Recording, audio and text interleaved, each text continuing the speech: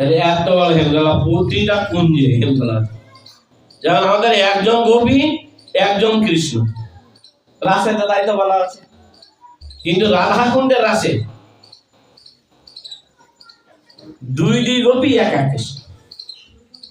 এইখানে মানে ভাব পরিবর্তন, এইখানে রাধা কুণ্ডে যেটা ভাব পরিবর্তন, মানে যে নীলা পরিবর্তন অষ্টকালীয়, সেটা এখানে শারদীয় কৃষ্ণ এক এক কৃষ্ণ এক এক গোপী,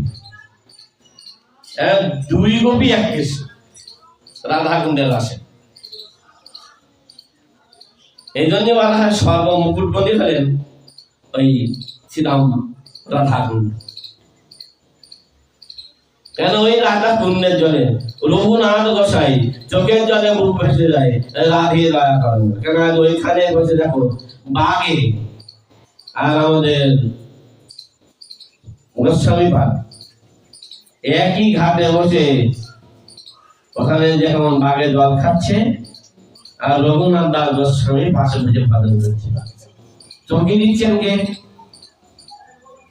বাঘ তো হিংস্র প্রাণী না, সে হিংসা করতেই পারে, তার খিদে লেগেছে বলে তো সেরকম জল খেতেছে। এসে যদি দেখে যখন বসে আছে, তাহলে কি হবে? যাতে শিকার না করতে পারে, রাধা রানী কি করলেন, একটা আঁচলের এরকম কানা দিয়ে ঢেকে দিল। এই সনাতন গোস্বামী পাদ ভোগ লাগিয়েছে, নীলা হচ্ছে রাধা কুণ্ডের পারে, আর সনাতন গোস্বামী ভোগ আছে মদন মোহন ঘেরাতে, নীলা হচ্ছে রাধা কুণ্ড শ্যামকুণ্ডেই ঘাটে, মানে এপার আর ওপার। সনাতন গোস্বামী ভদন কুটির যে ভোগ লাগিয়েছে, আর এদিকে মানুষ পরবারের ঘাটে, যে ঘাটটা পঞ্চপাণ্ডব ঘাট বলে, যারা গিয়েছে তো পঞ্চপাণ্ডব, ওই পঞ্চপাণ্ডব ঘাটটা হলো সাক্ষাৎ নীলাময় ঘাট। ওই নীলাঘাটেই পাঁচখানা বৃক্ষ ছিল পঞ্চপাণ্ডব, ওখানে পঞ্চপাণ্ডব ঘাট এই জন্য বলা হয়, পাঁচখানা বৃক্ষ ছিল।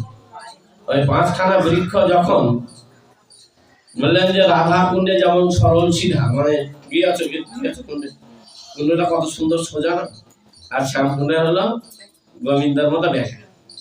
এখানে রঘুনাথ দাস গোস্বামী পাদের একদিন সমাজে রঘুনাথ গোস্বামী বললেন, সমাজে রাধা কুণ্ডটা কত সুন্দর সোজা, তা আমি যদি এরকম শ্যামকুণ্ডটা সোজা করতে পারি, তা দেখতে দুই কুণ্ড ভালো লাগবে। এখন এই পরিকল্পনা যখন নিয়েছে, গোসাই দিদি রাত্রি সন্ধ্যা